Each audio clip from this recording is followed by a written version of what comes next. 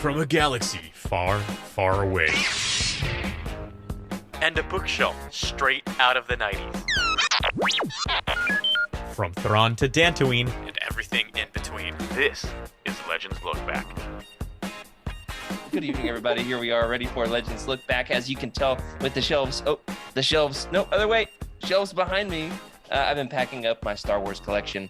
It's getting quite bare over there. There's not a whole lot left on the shelves.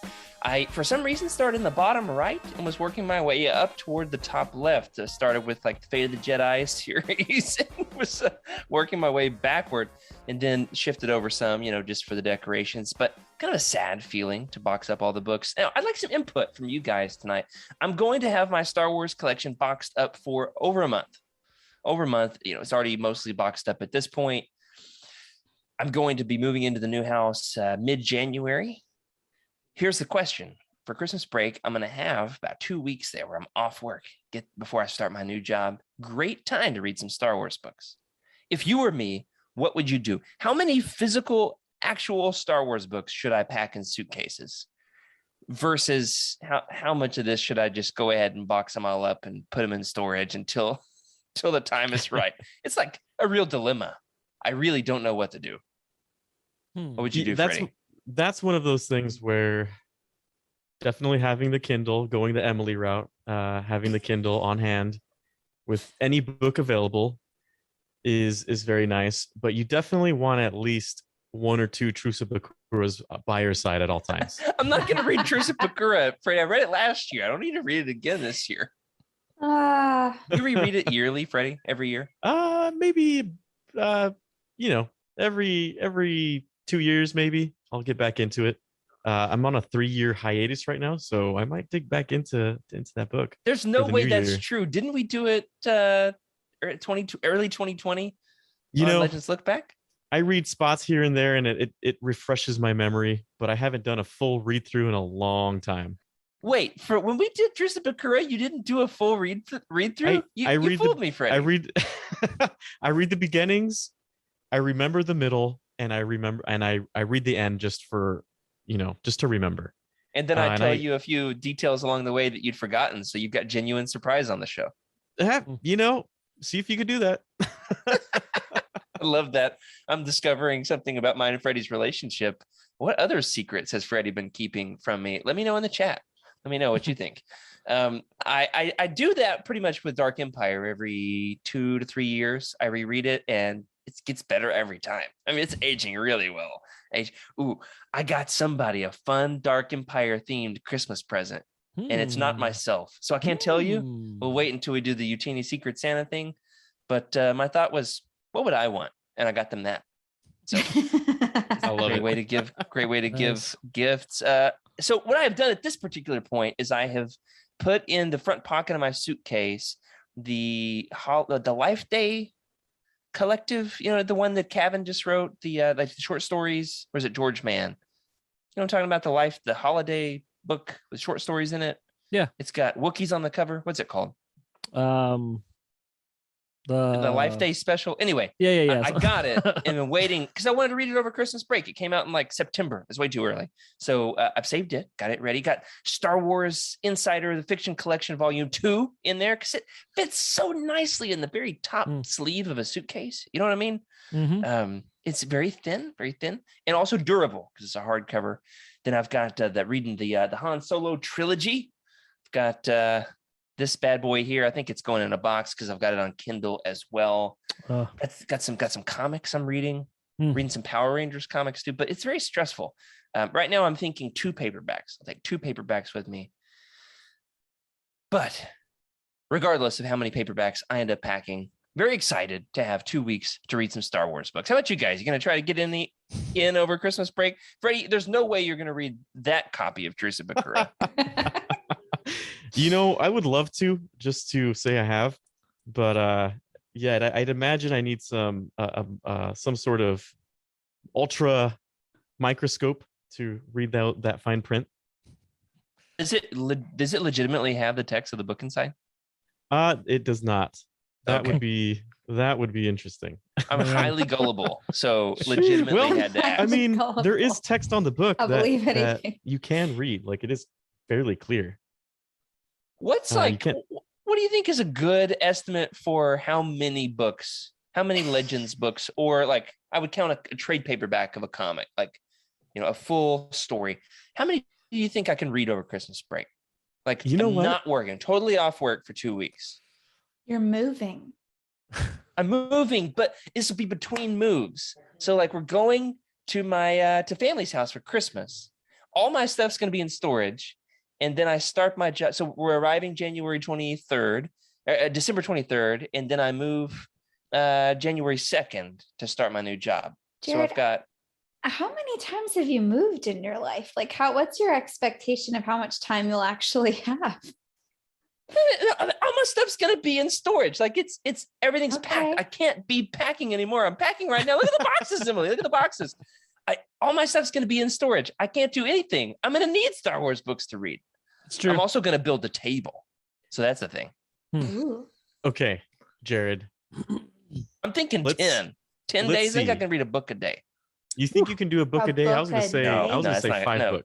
yeah, probably not. As soon as I said it, I was like, not gonna work. Emily, what you got? One. Just set the bar low. One That's book? my new No life way. motto. Set the bar Just low.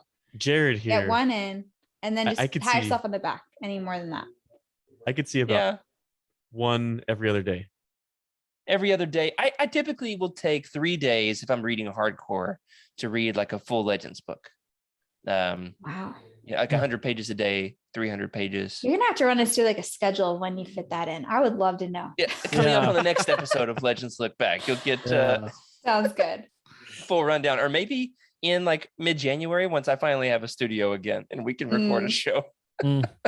But I would- It's a nice, I a nice as of now, carafe of cap though some on of your my side. books, have been packed. Hey, we still have a studio for tonight. We still have an episode of Legends Look Back, and as you can see by the Jango Fett helmet, is that Jango or Boba, Freddie? I'm colorblind. That's Django right there. Yeah, I could just tell. But the Jango Fett helmet behind Freddie, we are going to be talking about some Fettacular. I was thinking like fantastic, and then I went the tacular route. And I'm regretting it. Spectacular. Hey, I'm a Fetastic. fetish. Nope. Almost. No, not that Oh, one. Some great well. Legends comics tonight. So before this gets any weirder, Rick, start the show. Hello, everybody, and welcome to Legends Look Back, proudly part of the Utini Podcast Network. This is a Star Wars books podcast where, even though there was just a huge, brand new High Republic video game trailer, we're going to talk about Star Wars comics from 10 years ago, where we, of course, always talk about.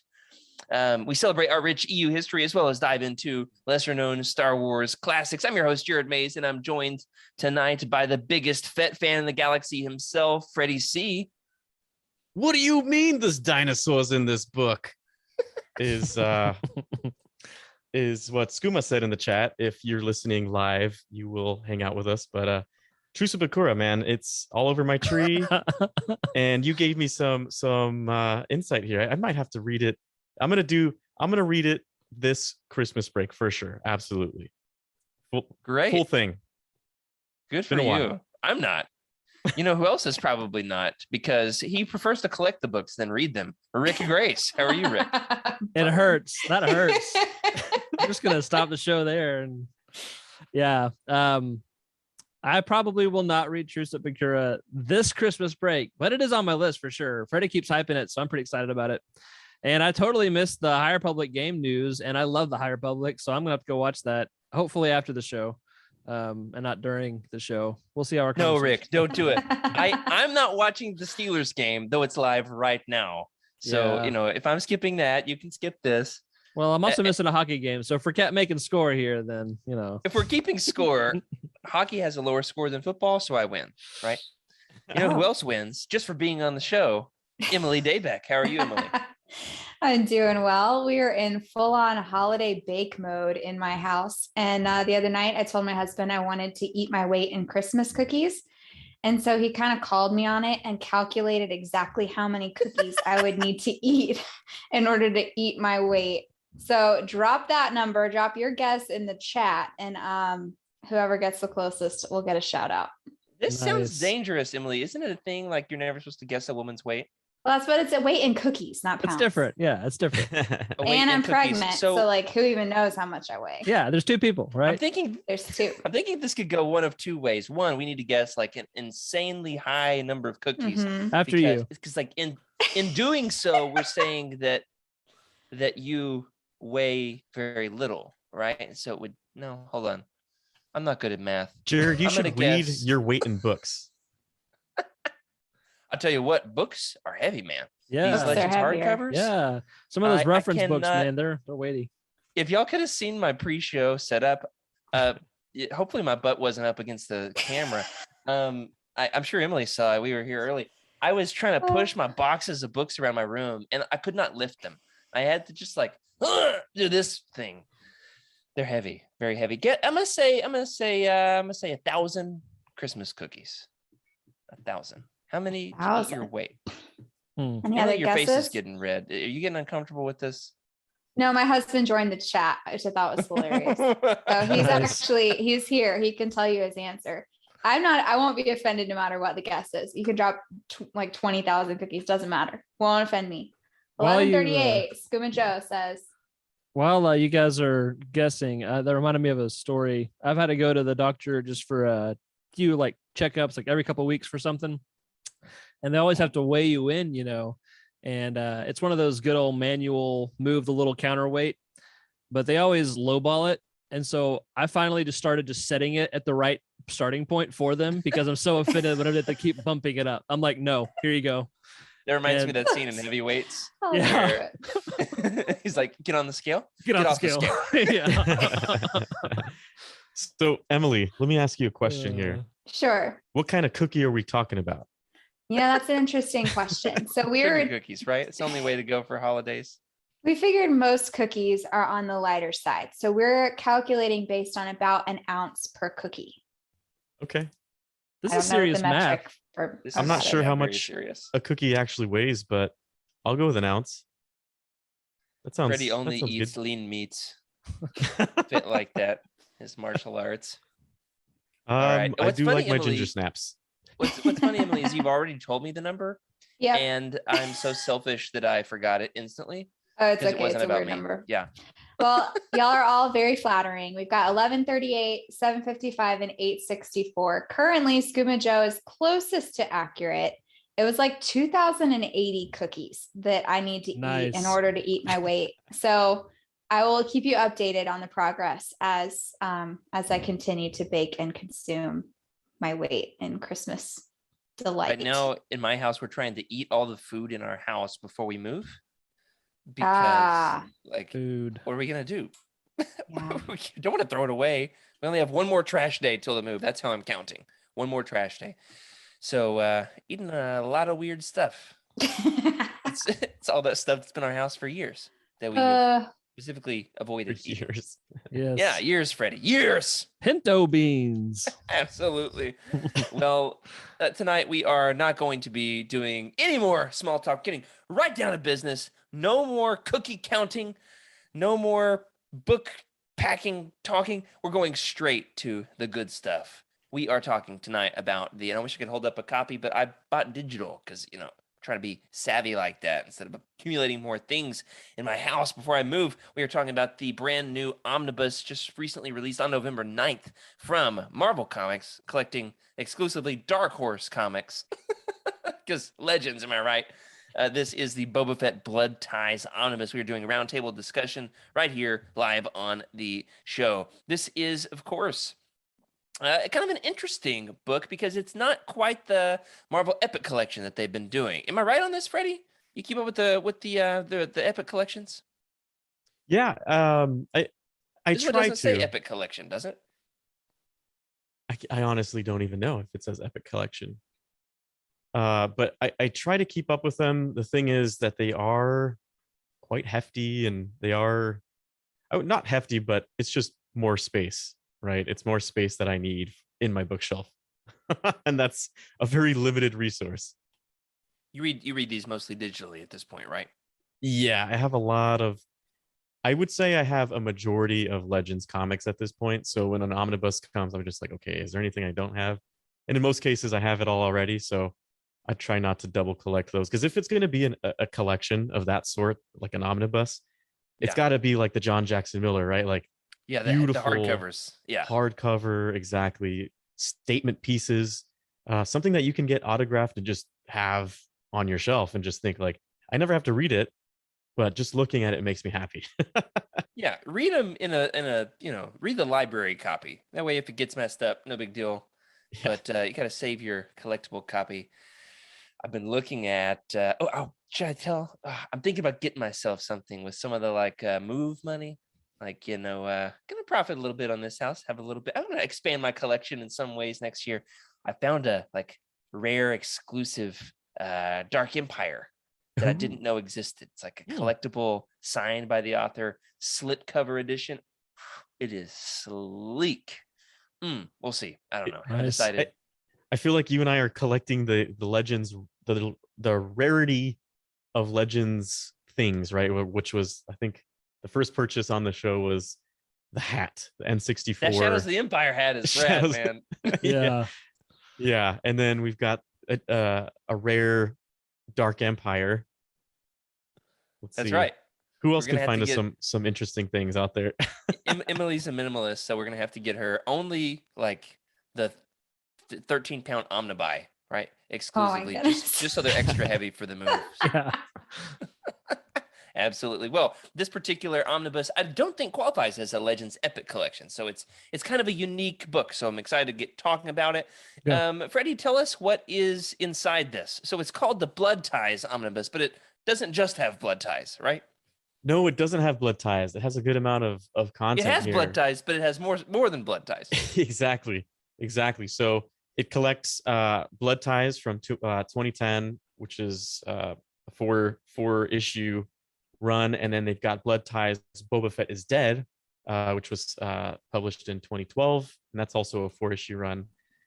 Star Wars Empire 2002 7 28, Star Wars Boba Fett from 1997, 1 and 2, I believe. Star Wars Boba Fett Twin Engines of Destruction, which is 1997 run, and that collects number 1. Star Wars Boba Fett Agent of Doom 2000 collects issue 1 of that. And then Outbid but Never Outgunned from Star Wars Tales 1997, and that was number 7, I believe. So it's kind of blood ties and a smorgasbord of other Boba Fett stories, right? Yeah, exactly. It's Boba Fett stories throughout time, but it's also like, scattered throughout those issues. It's only a few of them, which is, I guess, a way to make more money, right? You've got to collect them all at that point. It kind of pads out the omnibus, because Blood Ties itself only is eight issues, right? Blood Ties, what is it called? The story of Jango and Boba Fett, and then there's Blood Ties. Boba Fett is Dead. Yeah, and that in and of itself is just 8 issues. So, and those read really quickly too. Yeah, they really do. There's a lot of Boba Fett is not a man of many words, especially in Legends. A lot of action. Yeah, there's a lot of like full page spreads where Boba Fett says something epic in like a one-liner, and then the rest is just like a monster or a spaceship. And his one-liners are so good. Or an all of explosion. them. Yeah, hang on to that, Freddie. We're gonna come back to the one-liners. They're good. He's actually, there's another character who I think has even better one-liners. We'll come back to them in a minute. But the centerpiece of this, of course, is the Blood Ties series, which came out in 2010 and 2012, respectively. The creators on these, Emily, tell us who wrote and drew these bad boys.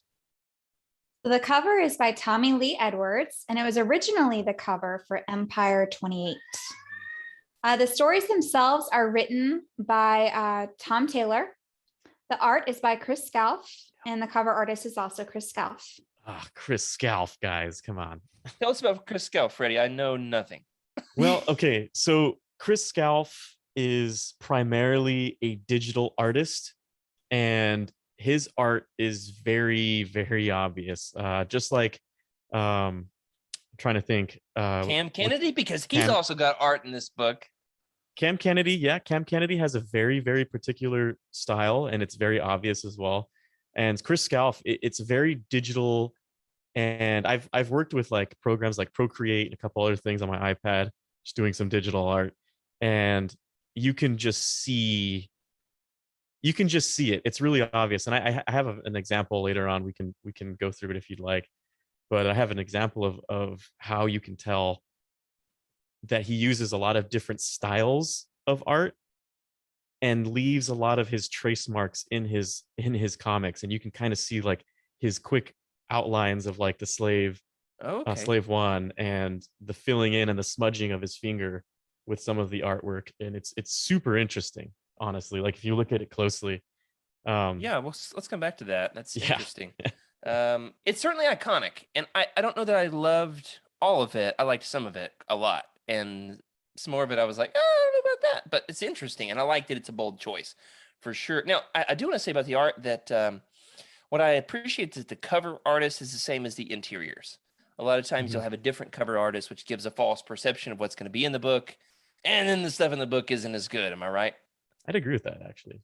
So I like that there was some consistency here. A couple of other interesting creator bits to note. Cam Kennedy, the artist on Dark Empire, does the art on 2 of these issues, the side issues, which we're not really talking about much tonight, but got to give my man a shout out. I love some Cam Kennedy art. He wrote both Empire 7 and Boba Fett, Agent of Doom.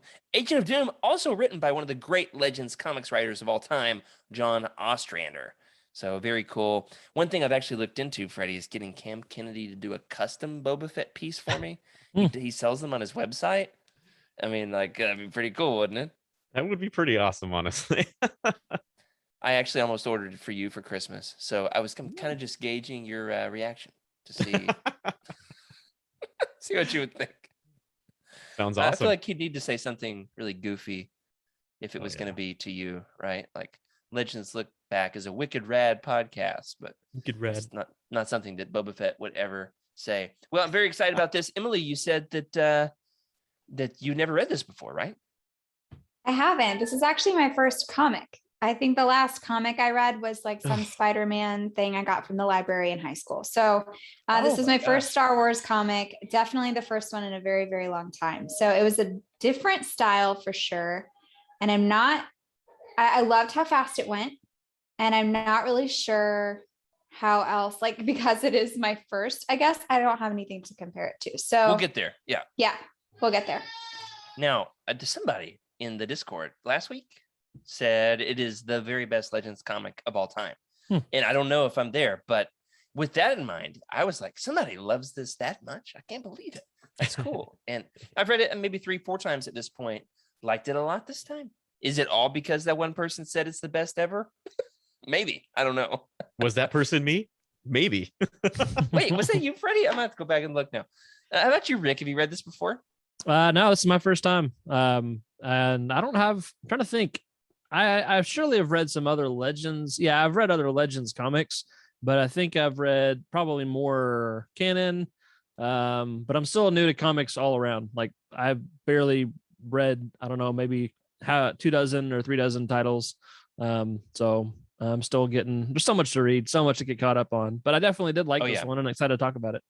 Well, over Christmas break, Rick, there's 2,000 Legends comics. You can knock them all out. There you go. I have full faith in you. I'll get it done. Yes. He can start them right now while we take a quick break. Just don't buy the physical versions because you won't read them. Maybe that's the key, Freddie. Maybe that's what it is. That's fair. Let's take a quick break, and I cannot wait to dive into this bad boy. As the kids say these days, it's a banger. So, is that what they say? Something like Banger. that. More, yeah. Right after the break, we'll be back, and we're going to talk about Boba Fett Bloodlines. Let's get into it. Boba Fett Blood Ties essentially is the series itself, right? There's a lot of other issues in here. Get a little bit about Boba Fett doing this or this member of Boba Fett's family. We're going to boil this discussion of the show down tonight just to Boba Fett Blood Ties. Now, what's it called? It's got an alternate title. Blood Ties, A Tale of Jango and Boba Fett. And then the sequel series, Blood Ties, Boba Fett is Dead. The series essentially is a story of Boba Fett's extended family, right? In the past, Jango takes a hit from Count Dooku on someone who knows too much about what's going on Kamino. The twist, of course, is that as Jango kills the guy, he looks into his own face. He has just killed a defector clone who had fathered a child. His family is just right around the corner, and they're like, what the heck, bro? Well, Boba Fett is overcome with remorse and sets up a child support fund to provide for said child. The child goes on to become one of the main characters of the series, Boba Fett's half-brother-ish. I mean, the bloodlines and all this get a little bit complicated, let's be honest. Connor, what a great Star Wars name. Connor Fett. Is his last name Fett? Did No. we ever get there? No, It's Freeman. Yeah. Oh, yeah. Yeah, that's like a huge plot point. That his name is. I'm gonna call him Connor Fett. I like that. Through Connor the Fett. Somebody in the Discord this week. But not counterfeit. Wait, hold on. Speaking of Fetts, What? we got Boba Fett here live with us on the show. Boba Fett. Oh no, it's just Freddie. Sorry. Oh, it's just me. I was Boba worried Fett. Jared finally took that hit out on me for my will from last week. I forgot about that. Freddie, how many Mandalorian helmets do you own? Roughly 4. Yeah, I Really? would say 4. Roughly that 4? doesn't include all the helmets I have, though. Yeah, you've got a Red Ranger helmet. I know about that. I've got a one. Red Ranger helmet. I've got the the storm. It's a stormtrooper helmet. Space. I forget the name. It's the black one. It's like the Galaxy Trooper. I don't know, something like that. Do you have the Death Trooper with the worms coming out the eye? I've always wanted one of those. I feel like that's going to be my next big thing. And of course, I've got like a Clone Trooper helmet, Stormtrooper helmet, Phase 1. You Clone should wear Trooper them all helmet. next week. All at the same time. I'm down. Same time. Well, for our audio listeners, they cut over to Freddie and he was wearing a Boba Fett helmet, which really surprised me. You know who else surprised Boba Fett? Connor Fett, right? Connor Freeman, who through no fault of his own, except for, some of the fault of his own because he had extensive gambling debts that he owed to a crime lord, but then took out a hit on Connor. Well, regardless, Connor continually finds himself in the thick of it. Got a bit of a bromance rivalry with Boba Fett. Boba is a Jango clone at this point, so I can call him Jango if I want. Yeah, ignore my typos here. Boba takes a hit out on Connor and discovers that they have a lot in common. In fact, they look frighteningly alike. Boba eventually discovers the truth about Connor's parentage and Jango's involvement in it, but he doesn't believe him at first. And then they become fast friends. Together, they take down the crime lord to whom Connor owed his debt. After, bringing in Connor, getting the money for it, he then says, Connor offers a 3 credits? A 3-credit hit out on the crime lord, and Boba takes the job, takes out the crime lord, and they get out of Dodge with a jetpack in an explosive finale. But thankfully, the story doesn't end there. A couple years later, Boba Fett blood ties. Boba Fett is dead, right? In this particular story, Boba faked his own death after being targeted by a bounty hunter syndicate. He accidentally stole Connor's identity, except for, it wasn't really an accident, but then he was sorry for it. At least he went on a last-ditch mission to save his secret family from the governor of Conquer Dawn. Boba Fett had a secret family all along. And he wasn't the only one who knew. That comes back around to haunt him a couple times in this omnibus. Eventually, they had found out Boba's deepest, darkest secrets, and in order to protect them, they all don Mandalorian armor. Boba Fett's ex-wife, Boba Fett's estranged half-brother, and Boba Fett. Where'd he get the armor? Don't know, because the first set had already had a hole blasted through it. Regardless, they all wear their jetpacks, get their blasters, take down the Mandalorians who are trying to take them down. The whole place blows up. It's very explosive. There's also a monster with a venomous fang, and then there's Boba Fett's daughter. It's a ton of fun. And Connor even smooches Boba Fett's wife. So we're going to get there in a second. So before we do, guys, rate this around the horn. 1 to 10 rating. Freddie, let's start with you. Set us off on a high note. How do you rate the Boba Fett Blood Ties story itself? You can do the whole omnibus if you want, but at least the blood ties themselves. I'm so biased. I'm so absolutely biased of this whole thing. It's hard for me to really quantify other than saying a 10 at this point. I love this series. I've always loved this series. I've read it so many times, especially for Utini, which is great. This is probably my third go reading it already just for you, Teeny, but I've read it so many times outside of that. It's so fun.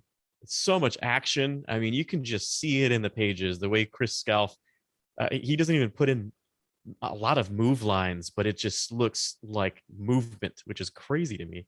This is it's a 10. It's definitely dynamic art for sure. The movement is very dynamic. A 10, straight 10 for Freddie. Wow, it surprises me. I'm probably closer to like an 8.5. Like That's a good rating. Great, nearly incredible. I've got a couple hangups. We'll get there in a minute. How about you guys though? No, newbies to this. The problem for me is I've read this so many times. Yeah.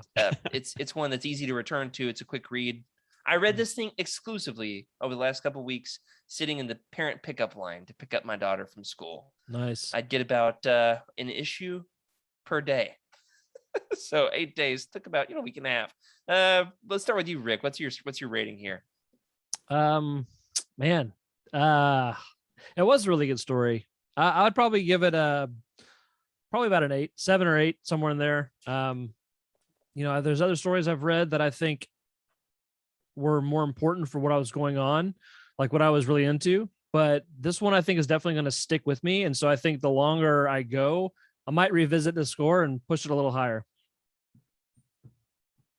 Yeah, great. 7 or 8, it's perfectly fine. So Emily, how about you? You got Freddie on one end, Rick on the other. I'm like in the middle. Gonna Price Is Right me or what? I think about 8.3, 8.4 sounds about right for me.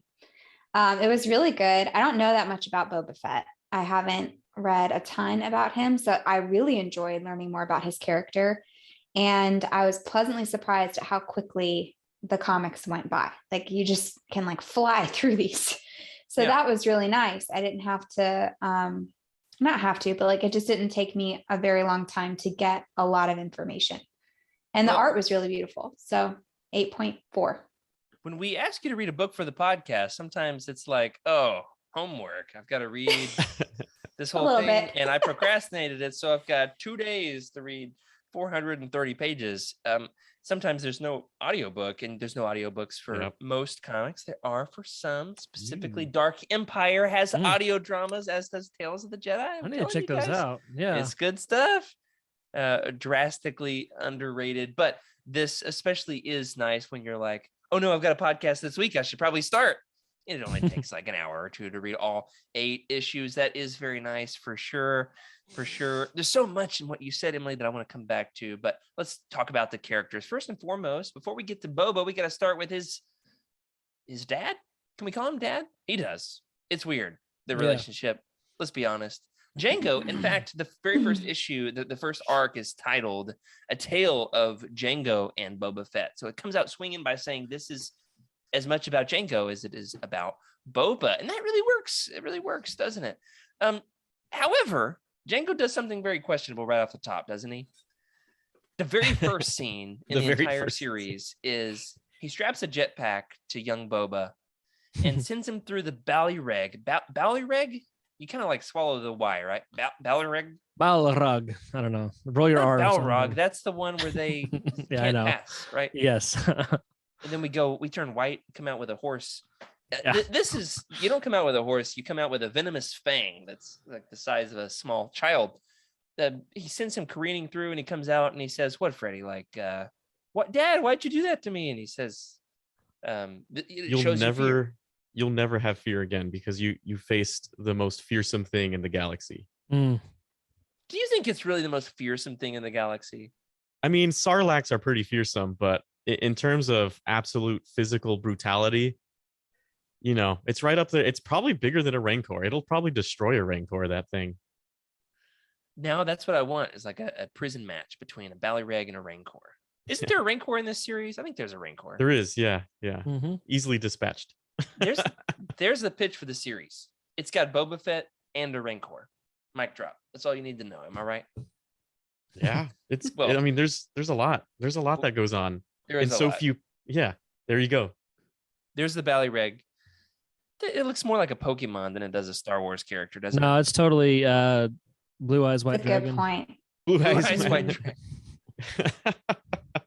I like it. This was one of my favorite art pieces, but I knew it was going to be pulled up. I pulled it up last time we talked about my love of Star or Boba Fett. The artwork is beautiful because it's if you zoom into it a little bit. I mean, you're not going to do it here, but if you're looking at the actual comic, you can tell how detailed Chris Scalf gets with a lot of his art here, which is crazy because with like 3D art, you can zoom in as far as you need to get the smallest that's a good detail that point. you need, Yeah. right? Yeah. And you'll see it in this picture. It's just on one page of a comic book, but the amount of detail in it is pretty amazing, in my opinion. It's amazing artwork. This whole thing is great. That is a good point. And this being from 2010, 2012, kind of in the early days of digital art. And so Definitely, yeah. this being a late Legends story kind of opened up this new medium, whereas Ken Kennedy in the early 90s was doing watercolor because that's what, was available.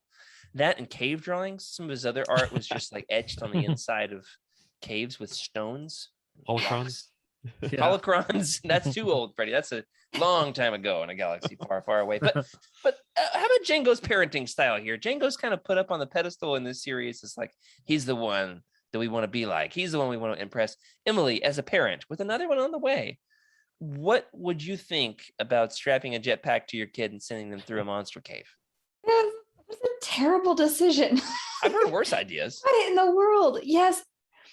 I don't know. In my mind, part of me is thinking like maybe this wasn't such a savage beast because the monsters when we're children are different than the monsters when we're an adult.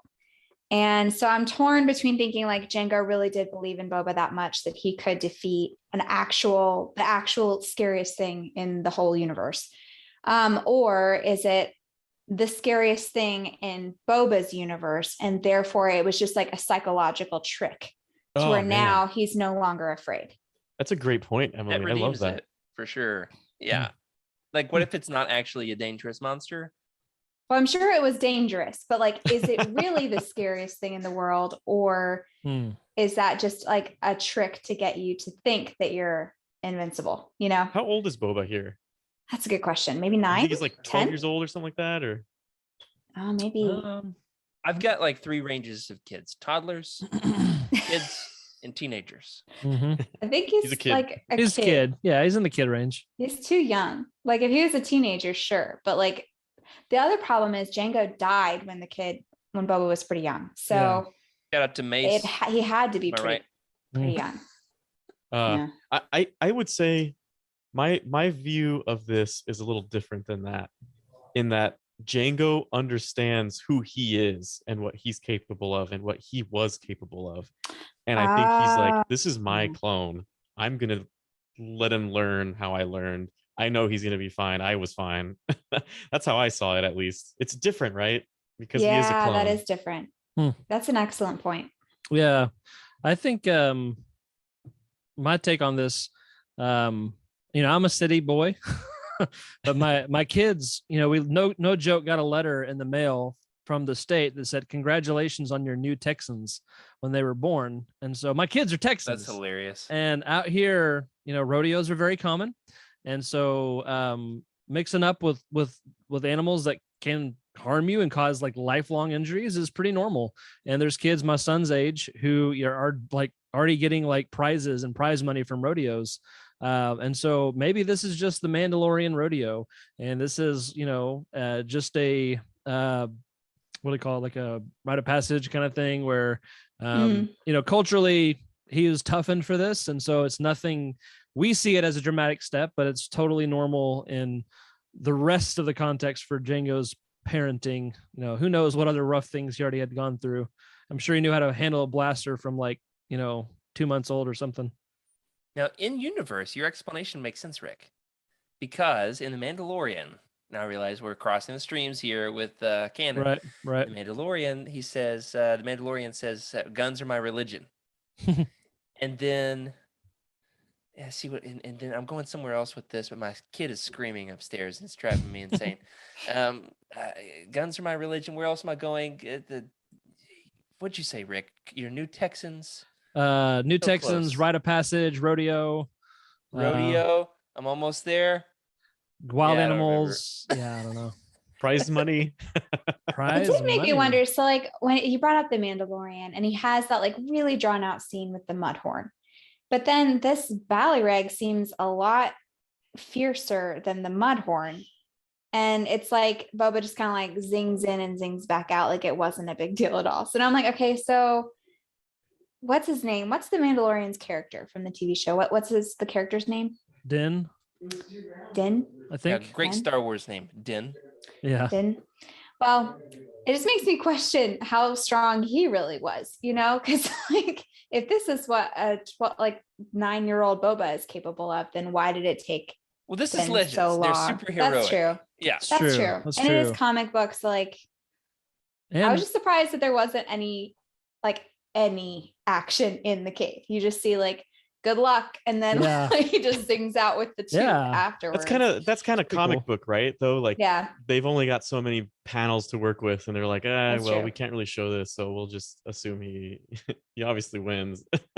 Yeah. it was just a But- little cool. shocking going from Bane to reading like, oh, we're Totally. just like we're done with that. It happened, Okay, yeah. I guess we're not going back. Okay. That's one of my complaints with this, but I also accept it because I read a lot of comics, Hmm. and that is there's some plot points where it's like, boom, we're just getting right past it. We're just gonna plow through Mhm. and move along. But that's Star Wars for you. Move And you along. especially have to think, right? It's a 4-series run, and you're like, I've only Mhm. got 4 books to write my entire story. Mhm. And Yeah. that's kind of it, right? And that's it. And I'm pretty sure that's Yeah. the deal that they went in with. Yeah. And I guess Uh, the purpose of that scene was just to say like that's what he was thinking of yeah, it when just he was skips a lot, saving right? Connor. Yeah, Yeah. it's kind of a But when you've got- flashback. yeah, exactly. But when you've got something like Knights of the Old Republic or some of the other runs that go on for forever issues, right? You've got unlimited stories that you can tell within stories. That's where you see a lot of the things open up. Like one, if they were to dig into some of this and expand it, you would definitely see a lot cool, interesting things. But I feel like they only had 4 issues, right, to show Boba Fett's story, as in like, you start off with him in a situation, and then you go through a quick life story event, and then you come to the present again. It's That's one pretty of my- it's pretty amazing, honestly, in 4 issues. Yeah, Yeah. definitely. That That's is one of my true. complaints with the villains in this. Kind of, you just breeze past them pretty quickly. Whereas I think in Knights of the Old Republic there was a whole issue dedicated to Lucian Dre's backstory, and a whole issue just chronicling who he is and fleshing out that villain, and did that a lot with some of the villains there, which we don't quite have in this. But you just kind of have to imagine it, right? Leave some space for the imagination, just like you're gonna have to do with whatever else I was trying to say a minute ago about Boba Fett. I was going somewhere Ah, and lost it. Right. so But- it's Imagine Dragon. That's right. Absolutely. No.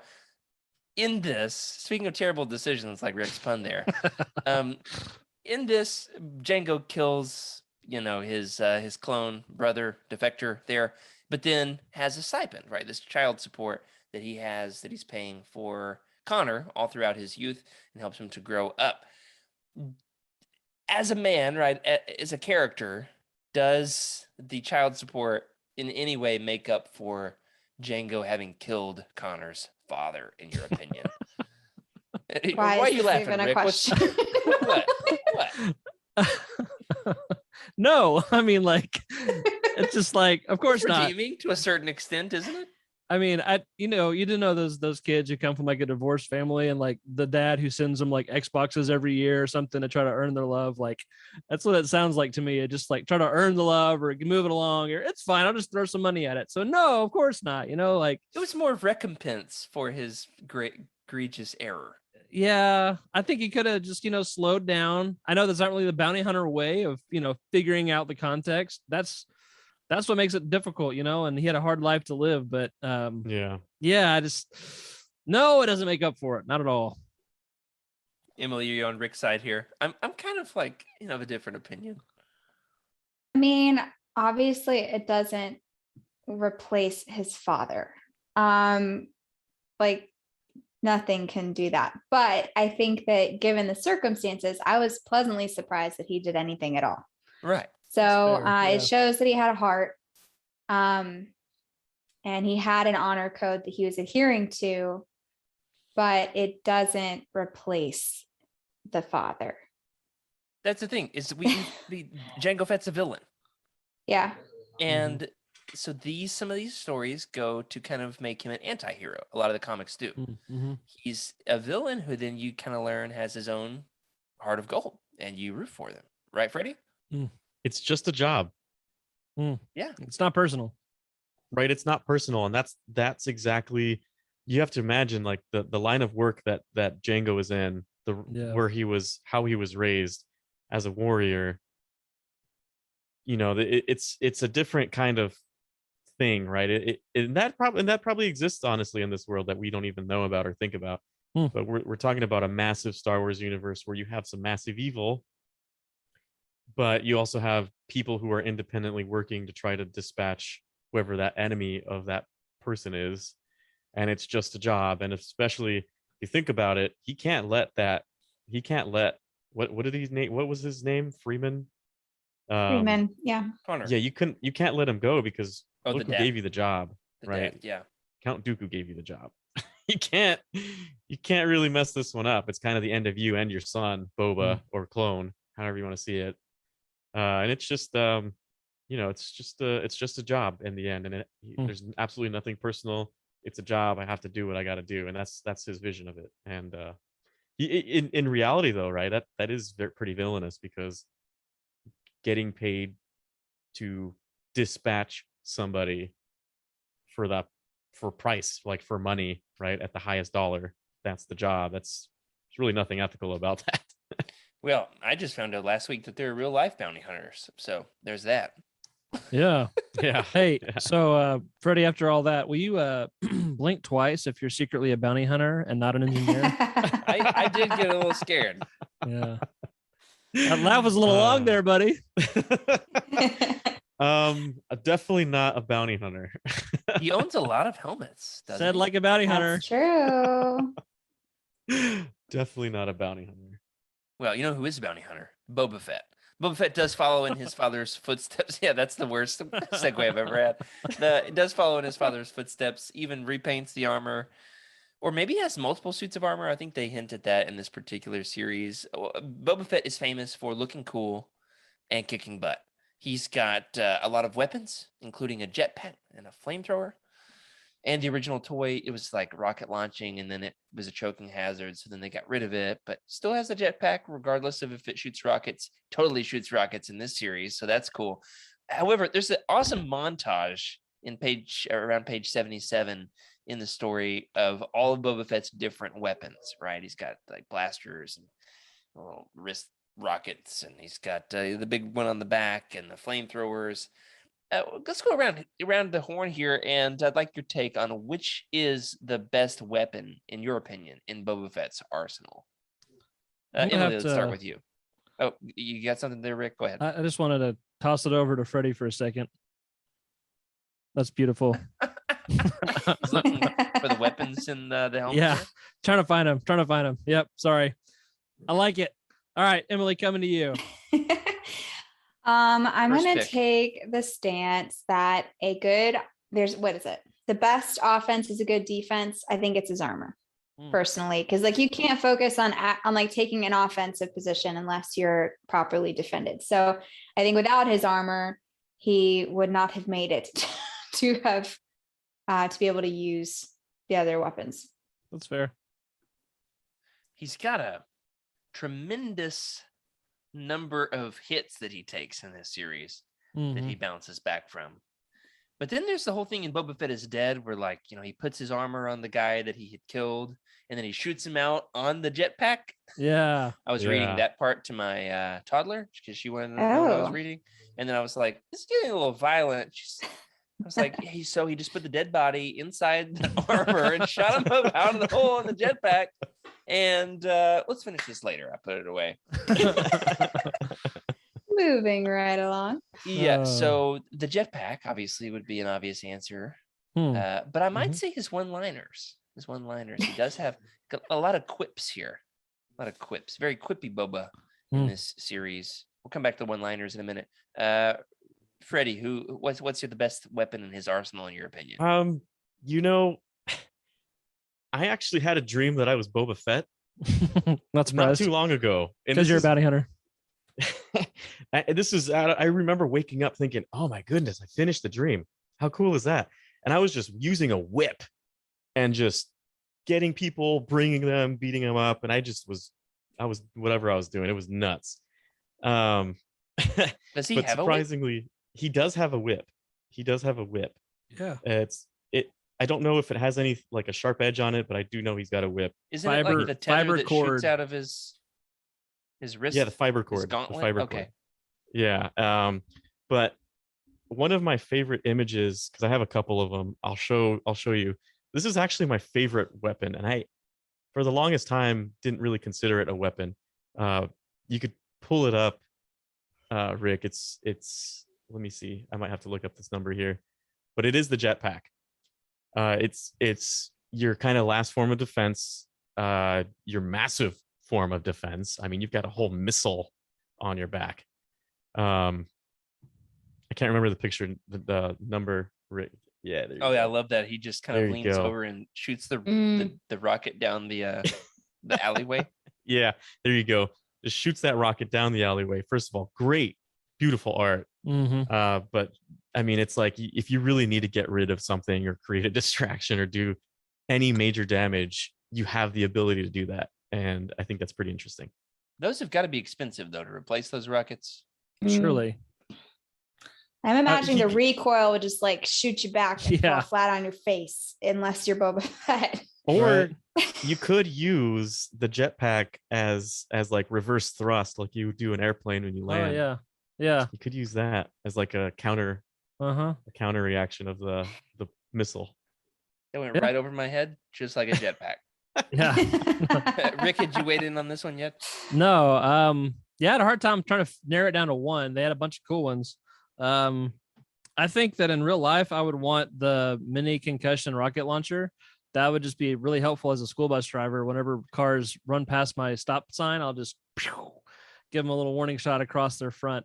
But in Boba Fett's hands, I think the ZX mini flame projector was pretty. I'm glad dominant. you mentioned that. Yeah, it's awesome. It really gets its moment to shine in this series. On the one hand, it adds like a different visual element Mm-hmm. in the sense that it's a different color palette. So now we've got the reds and the oranges thrown in, but it's also like it does more to surprise people than it does to hurt them in this. They're often like, he's got fire in his armor. I didn't see this coming. Yeah, it's definitely a shock tactic. So that comes up in some really clutch moments. Glad you mentioned that, Rick. We've talked a lot about Boba's arsenal and his armor. One of the things, however, that really shines in this particular series compared to some other Boba Fett stories is Boba Fett as a character without the armor. In fact, in part of the story in Boba Fett is Dead, he dons a different set of armor. A clone trooper, some blue stripes. I don't know exactly the term. I'm sure there's a term for that. Is it like an ARC trooper armor? I'm not sure if it's ever discussed. There's a lot of Boba Fett, however, in this series without his armor. Kind of controversially so. Boba Fett is known for the cool armor. Is there too much Boba without the armor in this series for you guys? How about you, Freddie, as the ultimate Boba Fett fanboy? You know, I never realized how many times I would see Boba Fett without a helmet, and I thought Jango Fett. Right. Like you don't really see often in Legends Boba Fett as Jango Fett. So it throws me off every once in a while, but I think that's okay because going along with the story that George wrote, that is the case. And just thinking like, goodness gracious, he really is a clone of Jango. Like he's basically Jango 2.0. It's cool in the second series, Boba Fett is Dead, however. He's kind of got like the episode 2 Obi-Wan hair going on though, doesn't he? Yeah, he does. He does have that episode. Yeah, you could say that. I don't think Tamara Morrison could grow that hair out like that anymore. At least judging by the way he's looking these days. You might need some help. No offense, Mr. Morrison. We love your work. Absolutely. Had lunch love with your you work. once. If you'd It like was to... fantastic. Wait, with Tamara Morrison? Yeah. What? Yeah. It was awesome. during Celebration 5. and I was sitting at the table, and it's one of those convention tables. It's probably sits like 60 people, and I'm sitting on one side. This dude and his girlfriend are sitting just maybe like 4 chairs down, and then across from me sits this guy, and I'm like, I look at the couple, they look at me, I look at him, he's looking at us, and the guy's like, "Are you?" And the guy's like, "No." That And gave it so away. And so he just hangs out and has lunch with us. He tells us a whole story of like how he dodged his security so that he could come hang out, and was talking about convention and stuff like that. It was really random. That's awesome. That is cool. Wow. I love that. That is Yeah, amazing. he's a cool All right, guy. Freddie, we're going to spend the rest of the jettisoning the rest of the show notes and just talk about Forget the rest of your crazy stories Yeah, the rest of the episode. that could be a whole Filoni. segment. Freddie Met time. Pablo Hidalgo. There's another. Pablo Hidalgo, Dave Filoni. You met both of them? Yeah. Nice. Had Everybody in California knows Yeah. each other. Yeah, yeah. Just big family. yeah. There's tons of people. Honestly, like there's a number of artists that I've hung out with. Goodness gracious, I couldn't even count. But I don't want to take the rest of the show. That is cool, To though. talk That is about cool. it. Yeah. Now, Story time famously, with I don't know if I've Freddie. told you guys this. I think that Freddie looks like Daniel Logan, the actor who played young Boba, Daniel like- Logan. but like Hmm. grown up today. Hmm. What do you guys think? Hmm. Daniel Logan, huh? Let's see. What would be my line? Yep. Right, that was his line. Yep. Here's another one that I love. Dad, Ton Wee's here. Nothing says I'm in Boba Fett like Dad, Ton Wee's here. Am I right? In fact, one of the big complaints about the prequels is the fact that it turns both Vader and Boba into a punk kid, right? So Jake Lloyd in episode 1 and now Daniel Logan in episode 2. Did this story redeem that element of the great Boba Fett retcon for you guys? The fact that this really dives deep into the idea that Boba is a Jango Fett clone. And so he's reckoning with his legacy, with his father's legacy, being different from his father. The fact that his father has now fathered an army that looks exactly like him. And he's got a weird relationship to this guy, Connor, who is fathered by a man who looks exactly like his father. And so there's all these implications of and then Boba Fett's got his own family in this thing. Does this redeem the big Boba Fett twist for you guys? Looks like I've stirred the hornet's nest over there in hornet's nest in Rick's head. I can see the wheels turning. Yeah. So I don't know if we're that level, but it definitely makes the character much more interesting. I think this does a lot to his story and complexity. Like we said, and with the Django thing, killing Connor's dad, I'm not sure if that, makes it better with the whole child support thing, but it definitely does add a level of honor. And I think we see that in Boba Fett too. So, man, it's a complex character living in a complex world, doing a really hard job. So it makes it fascinating because it's really foreign to my life, personally. I know Freddie's a bounty hunter, so he probably can relate a lot, but How about you, Emily? I don't really know. I did think he was kind of a punk kid in the movies. If you go back and Um, watch Attack of the Clones now, would you feel different about it?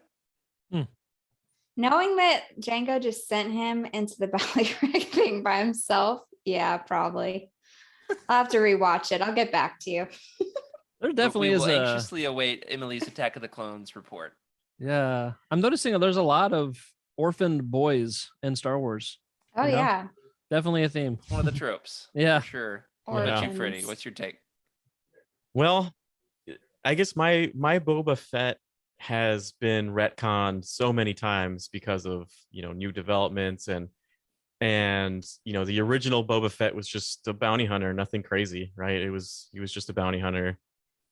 He had his own entire story, and then of course you see who Boba Fett's dad is, and you start to understand a little bit more there. And of course that retcon with the whole cloning and that changed a lot of things.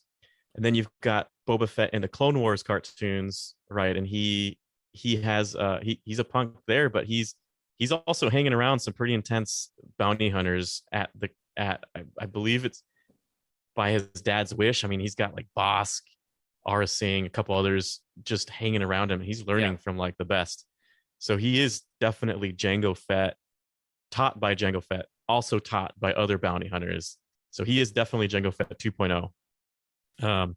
And just reading this story, it just solidifies like how intense this guy is in terms of martial artistry, including weapons, right? It's a form of martial artistry, the weapons he uses. And the way he grew up, he had no option, honestly, to be anything other than what he is right now. And he is absolutely good at it. Yeah, it's a good point. He's been retconned so many times. Why get hung up about it at this point? And I appreciate that we've kind of got the same perspective on that. Freddie, no reason to get hung up on the chronology of it all. If you want this kind of Boba Fett in Legends, he's there. If you want a totally ruthless Boba Fett who has nothing to do with Jango Fett, he's also there.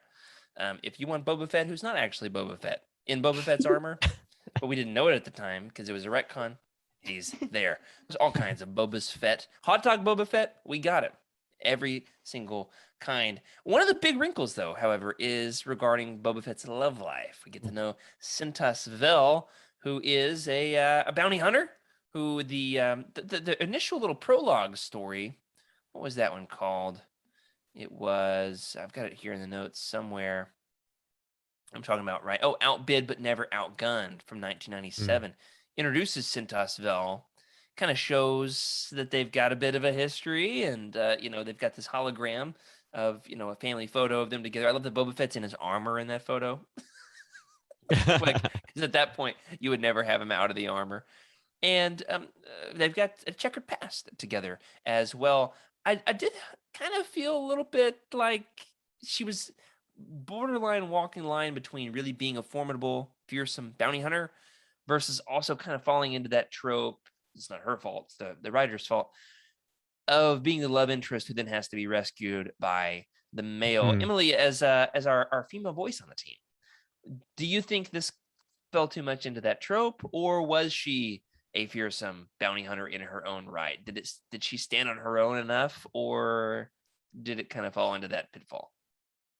I think she definitely stood her own enough personally. And I think there was even a line that addressed that, where he said, well, it seems like you probably could have had that on your own. You didn't need me. Okay, that's a good point. I thought that she was strong enough for sure. I thought that Aelin was strong enough on her own. The only weird part I thought about her character is why on earth she kissed Connor. Like that just didn't make any sense to me. It wasn't necessary. And I just thought that was kind of cheap, but I liked her character. I thought the rest makes of it for was an pretty interesting good. wrinkle if somebody who looks like the man that you love comes around, looks just like him. It's like, hey, no strings attached. But however, it makes mostly an interesting wrinkle for the drama between Connor and Boba, which you don't want to have a woman making a choice in your story just to accelerate the drama between the male characters in your story. So that's where it really gets messy. Yeah. But do you think this was a violation of the bro code between Boba and Connor, Freddie? Of course it is. Is Boba is justified to be mad about this? Let's see. Rule number 5 of the bro code: never get with another bro's girl. If it's an ex, you need explicit instruction from the original bro that it is okay. But it's all initiated by her. Connor's an innocent bystander. Yeah. It was, yeah. I mean, there's not much you could do there. It is what it is. Like, do you really think you're gonna find like a random half Boba somewhere? I mean, if that's rule number 5, then rule 1 is never kiss Boba Fett's ex-wife. Am I right? Yeah. You can put that in the next Utini commercial. Never kiss Boba Fett's ex-wife. I'll tell you that much. Yeah. Huge props to Boba Fett for not killing it. Yeah. He sees that, though, right? Yeah. Like, my thoughts on this is like twofold. One, yeah, I mean, Connor, he wasn't asking for that, but he didn't exactly resist much either. So he Oh, probably he could did have. not resist at all. Yeah, so like he could have done It's one frame. How something. much is he gonna resist in one frame? The body language speaks loud, okay, loudly. And so there's zero resistance there. But also like Boba Fett is almost like too chill about it. The way I was reading that was just like, you kissed my wife? Like it's kind of a question, interrobang of like, you did. I'm telling you, I know that you did, but I'm still like just asking a question. So I was a little like, what? That's just weird. It just kind of was startling, maybe. I don't know. It was interesting. I think it spoke to the bond between the two of them. That Yeah. Boba had already developed some trust for Connor. He had already earned one free pass, not like with his wife, but like a free in terms of like, you made one mistake. If you ever make another, I'll kill you. Right. Yeah. And that's my biggest complaint about this series. I just want more. Mm. I would like Boba Fett. I would like Blood Ties. Boba Fett is dead. JK. Right. I would like like a third JK. series. Or Boba Fett is dead for real this time. Or Blood Ties. The Sarlacc found them all indigestible. These are We great could go- ideas. Yeah. Thank You you. really ought to write this down, like, and send it somewhere. I think that it would get picked up for sure. That's fine. What we'll do is we'll get Tom Taylor on the podcast. There we go. We'll pitch these things to him. It's good. Is he alive? Does he still exist, Freddie? I actually have no idea. I'm not sure. I don't know that answer. So one way or the other, beyond the grave or not, we're gonna make it happen. Now, you did mention Aelin, Boba Fett's daughter. I kind of think she's the star of this series. What do you think, Emily? I would love to see her with her own series. Can you imagine the daughter of Boba Fett and was it Cinta Spell? Yeah, that would be. I'd be interested in reading that. Emily, are you ready for me to drop a huge Legends bomb on you? Oh, okay, do it. Oh no, there is one, isn't there? Well, it's not a comic, Okay. but Aelin Vel is a major character, and by major I mean an ancillary character in a future, in a Legends book series. Mhm. She does Well, there play a you go. prominent role. You'll This is get- not her last story. And not I was in gonna say you'll the get more Ant for one. sure. Not in a what? That one, I started reading one of those books that I got, and it's one with all the Darkness. Yeah. I would run Okay. far, far away.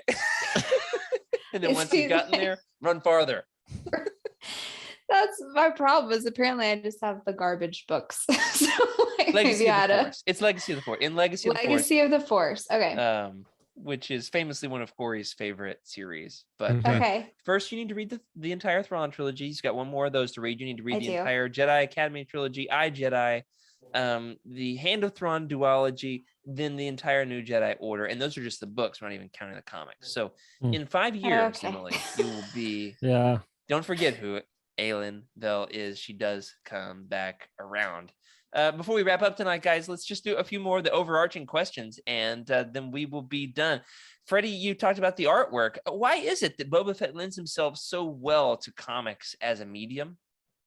I think that he is just absolutely, maybe Vader, in a rivalry with Vader for the very best character, just perfect Yeah. fit for comic books. Yeah, stormtroopers do really well too, and I'll leave it to this. Because they are human but non-human looking, they are, in my opinion, easier to right. You don't have to worry about all the details of the face. Sometimes, I mean, you have to be honest. I'm sure you can agree. There's some comics where the faces are just a little wonky, and you're like, okay, how much did you actually give that effort? And there's, when it comes to this sort of armor, it's just easier to draw, but it stands out on the page. You've got some cut lines which are unnatural, so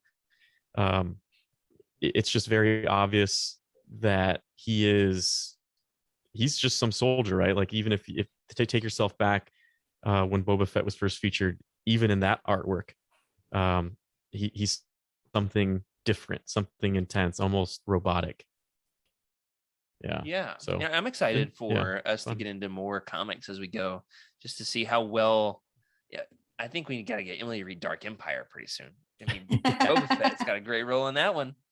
An He does. absolutely spectacular role. Hot Dog Boba Fett to the rescue. Actually, really messes everything up in that story, but We love him anyway. Freddie, what's your favorite art in this series? Let's go around and we'll start with you. Kick us off. Do you have a favorite panel? I do. Rick, just show any of them and I'll talk about them. So this is definitely one of them. It's the jetpack with the rocket going and just trying to finish the job right there. And I thought it was awesome artwork. Just the lighting pops out. This one's great too. I love how he's just standing over. Kind of pulling a like Master Chief there, isn't he? Exactly, and that's also one of my favorite one-liners. But I always collect. So good. And I love this. The next, Almost Brothers, all enemies. It feels like a cereal, right? Like one of like yeah, it does. call it it? lends itself well to that kind of format. Yeah, exactly. So we can check another one here. I like. There's a good one of the Slave One. Yeah. Yeah, so this one's great. I love this one, and this is where you see a lot of Scalf's trace work right before he actually starts filling it in, and you can see all the different layers he's put on, and just the way it lays on the background. You see that planet right there, and it's got a crisp, nice, solid, round edge to it, placed in front of that black background. And you can't see it here, but there's a lot of very fine trace work going on. You can tell he spent quite a bit of time working on it. Zoom in on that, Freddie. I'm not sure I even noticed what you're talking about, so I have to check that out.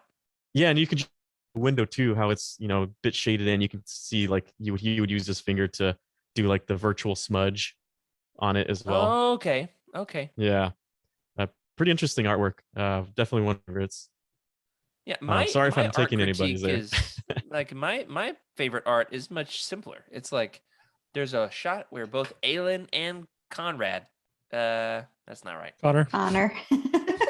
Conrad. Hard time with Connor's name. Freedom. Connor Freeman. Conrad Fett coming to a used bookstore near you. Where they both suit up in some Mandalorian armor, and hers is like gold and his is red. So like my art critique is I liked the colorful suits. It was a good payoff because I didn't see it coming, and then I was like, oh, I should have seen that coming. That they're all going to be wearing awesome armor at the end of this thing. Yeah, but I also love Power Rangers, so it's kind of like that. You got the green one, the red one, the gold one. How about you guys, Emily? You got a favorite art panel from this? I do, but I was lame and I didn't send it to Rick. That's This okay. is mine. Hot I don't dog know Boba that Fett. it's from. Yeah, is that hot dog Boba Fett? I just thought this one really struck me. It just seems like a really athletic pose for him to be taking. It almost reminded me of like a Greek statue, the way he's kind of standing there with like he's kind of standing on one hip with his gun up and like beautiful. the light. If you look It at just that was again, nice. Emily, like his imposing figure, it looks like it's stretching over another panel. Like it's absolutely imposing. Mhm. That is cool. Mhm. That was Great nice. pick. How about you, Love Rick? that. Shot. Yeah, I'm trying to pull mine up. That was good, Emily. Yeah, I that want to was. see that thanks. again. I love. I know my new tattoo. That would be a good tattoo. I love just the way that. Who's the artist? Is it? You said is it Drew? Chris Oh, Scalf. gosh. Chris. Not even Yeah. close. Not even close. Okay, Chris.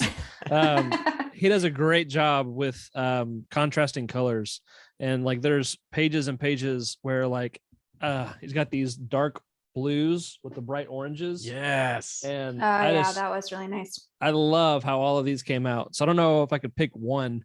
But then when you get the red blaster or laser fire bolts in there too, it's really cool. So Oh, it does stand out if you've gotten used to the other color palette. yeah. And then like look, he'll go from this blue and then he'll start, you probably can't tell. Oh good, I just turned on my camera. That's cool. Yeah. So go from like introducing the blues and then it gets a little greener. I don't know if you can see that, but then the Yeah, very yeah. next page just completely changes the color scheme. And so, Rick, that is awesome. yeah, That's so a great eye. good, different, Watch out, you know, Cosmic Force. Rick's coming for your job. goodness. Yeah, with Art my critique. 20 comics that I've read. Now, Rick is also good at another thing, and that's one-liners. Oh man. The absolute king of one-liners. Rick, did you have a favorite one-liner from this series? I could not stop writing them down. Yeah. There were so many that I loved. There's a lot of good one. Aelin, the whole, kissing and space worm thing. What did she say? You'll get space worms kissing. That Catches was a them great kissing. one. It's like a Yeah. mom. I caught mom kissing Santa Claus thing. Exactly. That was For great. Santa Claus is Boba Fett. Ooh, no, write that down. Santa Claus is Boba Fett. Life, Oh, life day It- gifts or something. Yeah. And she says, you get space worms for kissing, right? So That's good. great. Yep. That is a good one. How about you, Freddie? You got a favorite?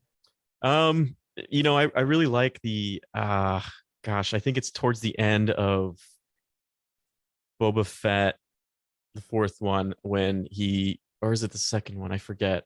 Or third. I can't remember. But basically, he wants to make his dad happy, and the way he does it is by doing what he did at the end of the book. Right?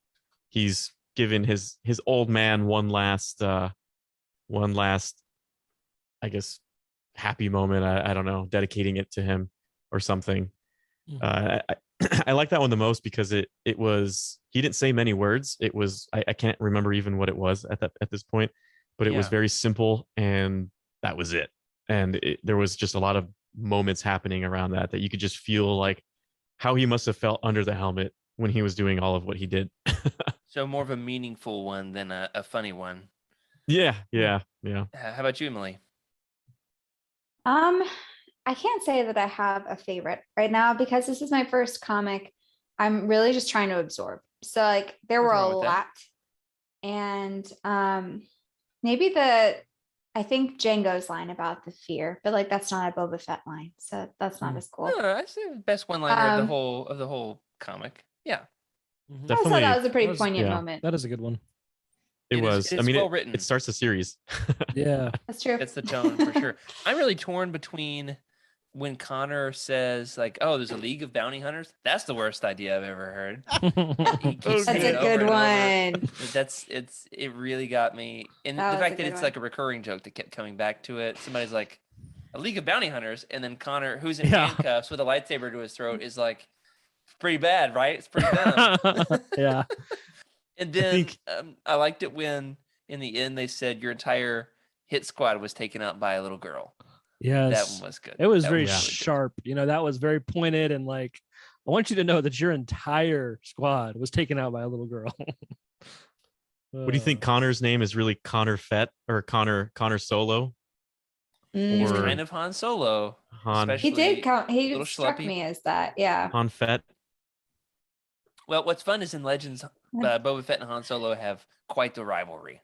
Mm. So this kind of plays into that some, definitely. Mhm. I wonder if it's why Boba Fett hates Han Solo so much. It reminds him of his kid brother. Am I right?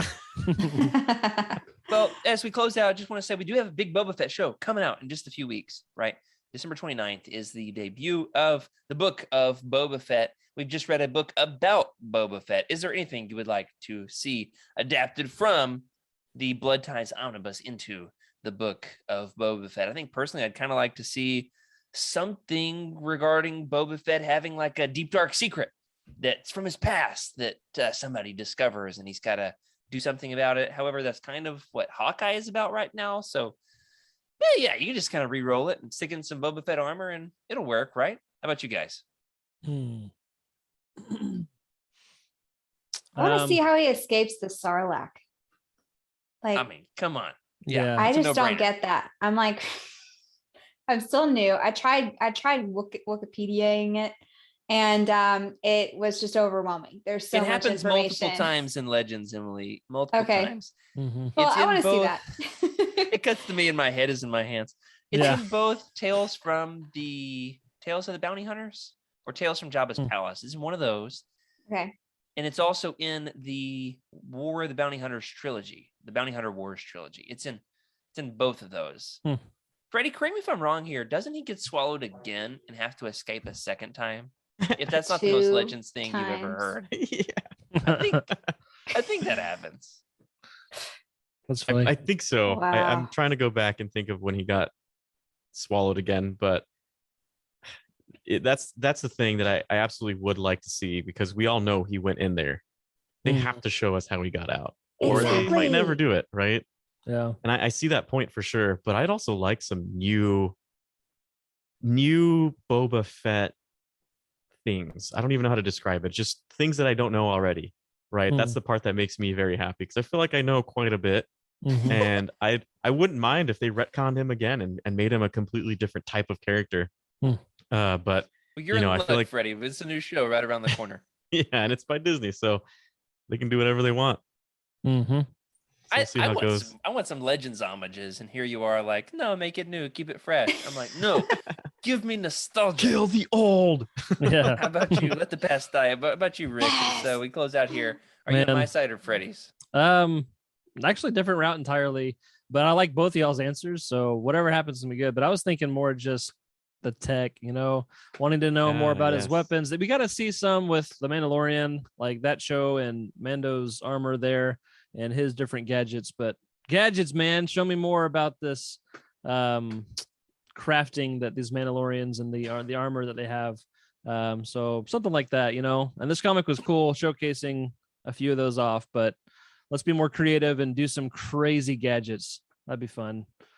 Emily in the Discord with the spray bottle thing. I don't remember how that conversation started, but I was thinking about how cool it would be if like Boba did have like acid spray, like that wouldn't surprise me at all. If he just had like a gun he pulled out that was acid to get through Durasteel or something. So I want to see Or he could cool change gadgets. the flamethrower cartridge. Oh yeah, that'd be awesome. Mm.